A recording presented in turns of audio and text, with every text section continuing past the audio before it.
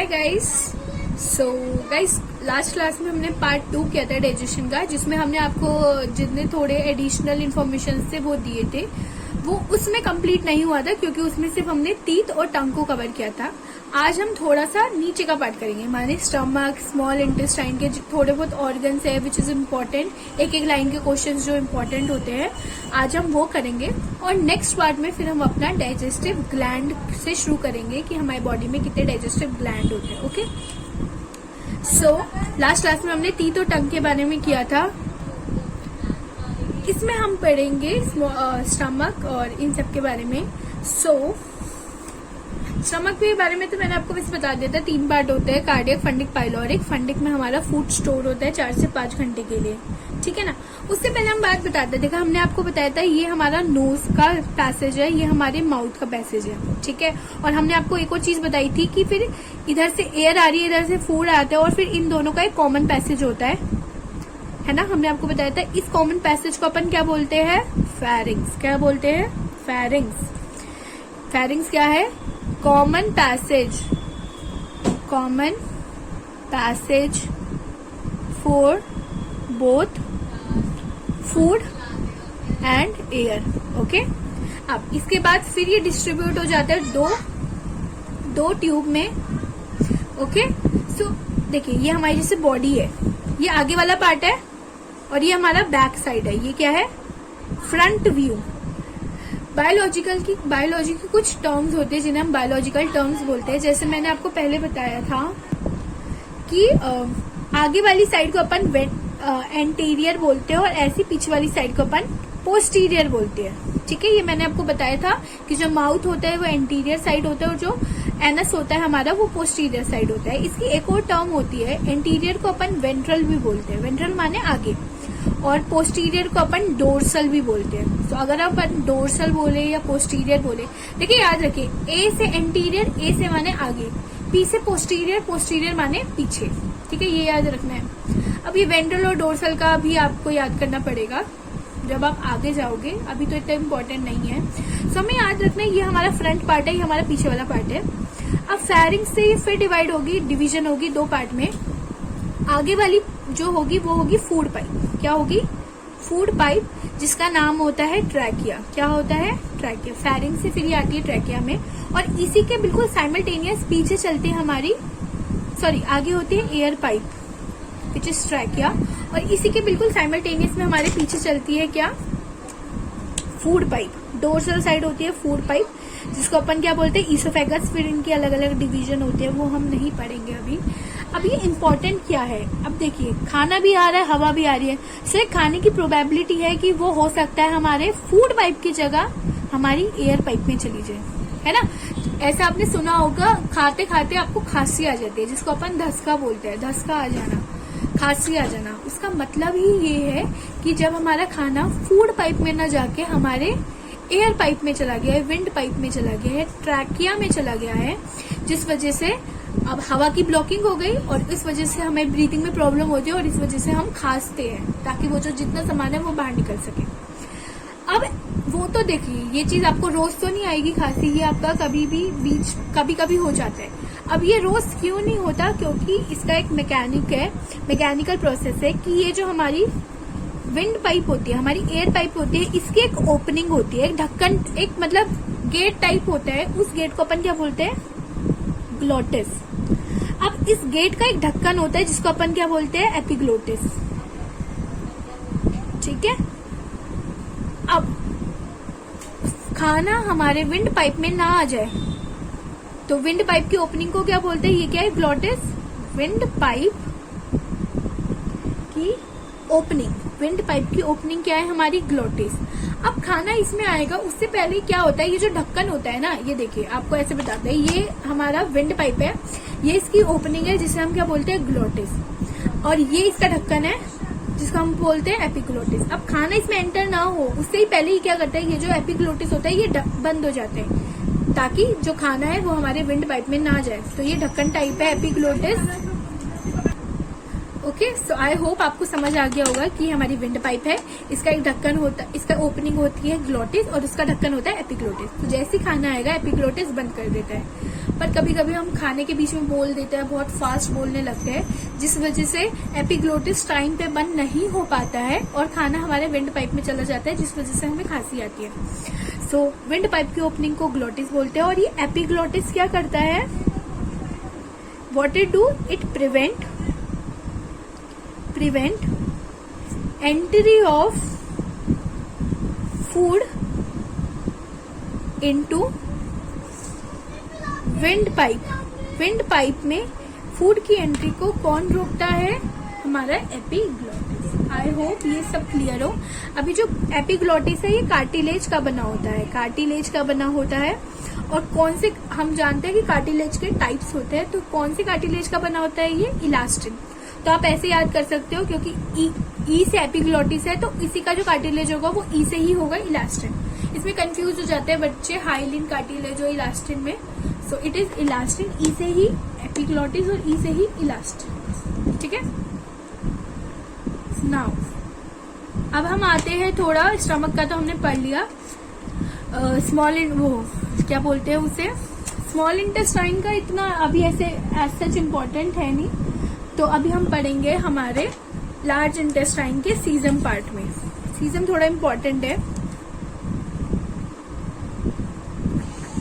Caesium क्या है, सो ये जो सीजम है वो एक स्मॉल ब्लाइंड सैक है, छोटा सा एक पार्ट है किसका, हमारे लार्ज इंटेस्टाइन का। एज हमने बताया था कि जो लार्ज इंटेस्टाइन है इसके 3 पार्ट होते हैं, सीजम, सीजम के बाद आता है हमारा कोलोन, उसके बाद आता है हमारा रेक्टम। ये हम लास्ट पार्ट में, फर्स्ट पार्ट में सारा कुछ समझा चुके हैं। So it is a small blind sac. दूसरी चीज होती है, हमारे बॉडी में कुछ इम्पोर्टेंट माइक्रोब्स होते हैं, ठीक है, which is important for our food digestion और काफी चीजों में। सो वो जो स्मॉल माइक्रोब होते हैं वो रहते कहाँ है, वो सीजम में ही रहते हैं। So what it do, it host करती है ये सिम्बायोटिक माइक्रोब्स को। ओके। नाउ तीसरी चीज है, हमारे बॉडी में एक पार्ट होता है विच इज वेस्टिजल। वेस्टिजल का मतलब है कुछ काम का नहीं है, बिल्कुल खराब है। सो वो भी कहाँ प्रेजेंट होता है, वो कहाँ से निकलता है, सीजम से। सो वर्मीफॉर्म अपेंडिक्स बोलते हैं। क्या बोलते हैं इसे अपन, vermiform appendix arise from here. So vermiform appendix जो हमारी बॉडी का वेस्टिजल ऑर्गन है वो भी सीजन से अराइज होता है। ये कैसा है, वेस्टिजल ऑर्गन है, किसी काम का नहीं है। ओके। सो ये था। अब हम आपको बताते हैं, ये तो हो गया सीजन के बाद। अब कोलोन 3 टाइप से निकला हुआ है। सबसे पहले आता है कोलोन का असेंडिंग पार्ट, उसके बाद आता है ट्रांसवर्स पार्ट और उसके बाद आता है डिसेंडिंग पार्ट। अब इसको आप समझेंगे कैसे, मानिए ये हमारा स्टमक से आगे गया हमारे स्मॉल इंटेस्टाइन, ठीक है। स्मॉल इंटेस्टाइन के बाद यहाँ पे खत्म हुआ, यहाँ से शुरू होता है हमारा लार्ज इंटेस्टाइन। ये स्मॉल इंटेस्टाइन का लास्ट पार्ट है। तो यहाँ से लार्ज इंटेस्टाइन का सबसे पहला पार्ट शुरू होगा कोलोन, वो सीजम। क्या शुरू होगा, सीजम। सीजम के बाद ये कंटिन्यू होगा, ये देखिए इसे मैंने पहले बना रखा है, ये पूरा part, ascending part, transverse part और डिसेंडिंग पार्ट। ये पूरा क्या है, सीजम के बाद कोलोन, कोलोन के बाद शुरू होता है हमारा रेक्टम और रेक्टम के बाद हमारा क्या होता है, एनस। सो कोलोन के 3 पार्ट है, असेंडिंग, ट्रांसवर्स और डिसेंडिंग पार्ट, ठीक है। ये सब था हमारा बेसिकली ऑर्गन का ब्रीफ। अब हम आपको बता देते हैं कि जो हमारी एलिमेंट्री कैनाल है, एलिमेंट्री कैनाल कहाँ से होती है, एलिमेंट्री कैनाल कहाँ से होती है, ईसोफेगस से शुरू होती है। ईसोफेगस के भी थोड़ा लास्ट वाले पार्ट से, शुरू का पार्ट नहीं, लास्ट वाला पार्ट से शुरू होके ये कहाँ तक जाती है, रेक्टम तक, ठीक है। तो ये एलिमेंट्री कैनाल। अब ये जो एलिमेंट्री कैनाल है ये 4 लेयर में बनी हुई है। हमारी एलिमेंट्री कैनाल की खुद की 4 लेयर होती है। सो इसकी हम 4 लेयर्स आपको बता रहे हैं आज। देखिए हम आपको यहाँ पे डायग्राम के थ्रू शो करेंगे। मान लीजिए हमारी बॉडी है, ठीक है, ये पूरा हमारा ईसोफेगस आया है। अब यहाँ से जब हम शुरू कर रहे हैं स्टमक वगैरह से, ठीक है। तो ये हमारी बॉडी है। अब ये एलिमेंट्री कैनाल की 4 लेयर कैसे कैसी हुई, देखिए सबसे अंदर वाली, उसके बाहर वाली, उसके भी बाहर वाली और एक आउटर मोस्ट लेयर, और सेम इसी साइड होगी तो दोनों तरफ होती है। सबसे आउटर मोस्ट लेयर को अपन बोलते हैं सिरोसा। क्या बोलते हैं? सिरोसा। इसको अपन क्या बोलेंगे? सिरोसा। सिरोसा के अंदर आती है मस्क्यूलैरिस। क्या आती है? मस्क्यूलैरिस। मस्क्यूलैरिस के अंदर आती है सब म्यूकोसा। क्या आती है? सब म्यूकोसा। और सब म्यूकोसा के अंदर जो इनर मोस्ट लेयर है हमारी, बिल्कुल अंदर वाली लेयर है जो हमारे डाइजेस्टिव ऑर्गन्स इन सबकी बिल्कुल कांटेक्ट में है, उसको अपन क्या बोलते हैं? म्यूकोसा। तो ऐसी 4 लेयर होती है, सिरोसा, मस्क्यूलैरिस, सब म्यूकोसा और म्यूकोसा।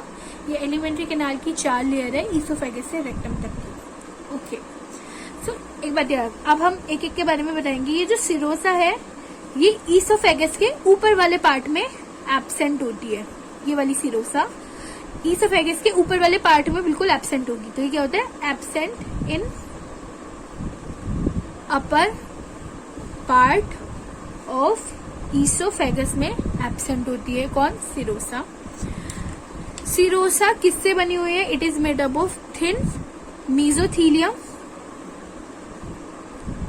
किससे बनी हुई होती है? स्क्वेमस से, स्क्वेमस एपिथेलियम से। सिंप्लीफाई, स्क्वेमस एपिथेलियम से बनी हुई होती है। प्लस इसमें कुछ क्या होते हैं? कनेक्टिव टिश्यू होते हैं। क्या होते हैं? Connective tissue. कनेक्टिव टिश्यू आप सब जानते हैं, ब्लड्स। ओके, कनेक्टिव टिश्यू कौन कौन से होते हैं? हमारी बॉडी के ब्लड और लिम्फ, तो इसमें वो प्रेजेंट होती है। उसके बाद आते हैं हम मस्क्यूलैरिस लेयर में। तो हम यहाँ पे बता देते हैं मस्क्यूलैरिस में क्या होता है। मस्क्यूलैरिस एक्चुअली दो तरीके से अरेंज होती है। अंदर वाली साइड ये सर्कुलर होगी, ठीक है ना, और बाहर वाली साइड ये लॉन्गिट्यूडनल लाइंस होगी। ये पूरी ही मस्क्यूलैरिस है।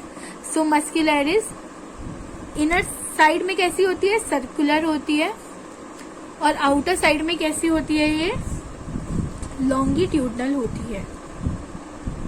ओके, और क्या होता है इसके अंदर? कनेक्टिव, इसके अंदर होता है स्मूथ मसल्स। क्या होती है? स्मूथ मसल्स, ठीक है। उसके बाद आते हैं सब म्यूकोसा के, ये थर्ड वाली, अंदर वाली थर्ड लाइन, क्या बोलते हैं इसे? सब म्यूकोसा। इसमें क्या होते हैं? लूज कनेक्टिव टिश्यू होंगे प्रेजेंट,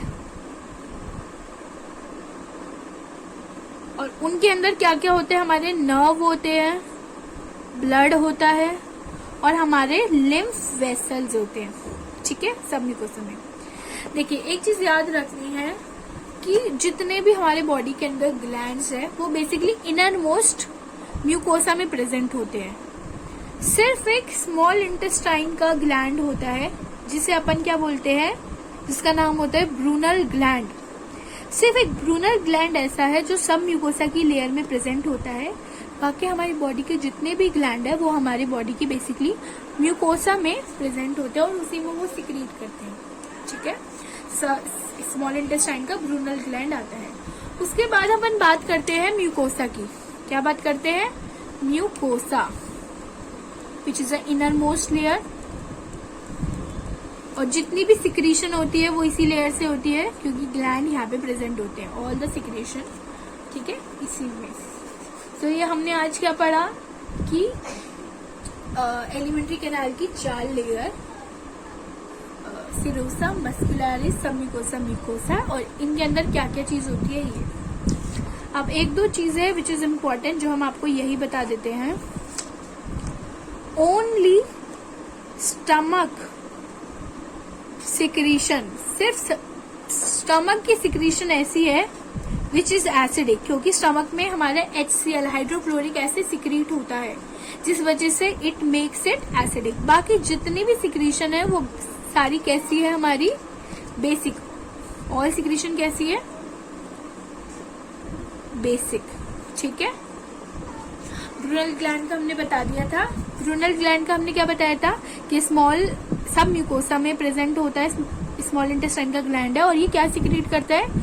म्यूकस सिक्रीट करता है। सो ब्रूनल ग्लैंड म्यूकस सिक्रीट करेगा। एक सिक्रीशन होती है थोड़ी फ्लूइड टाइप होता है जो खाने को डाइजेशन में और सारी चीजों में हेल्प करती है, तो वो ब्रूनल ग्लैंड भी सिक्रीट करता है। और पर it do not have any enzyme, Brunel gland में अपना कोई एंजाइम प्रेजेंट नहीं होता है, ये आपको बात ध्यान रखनी है, ठीक है।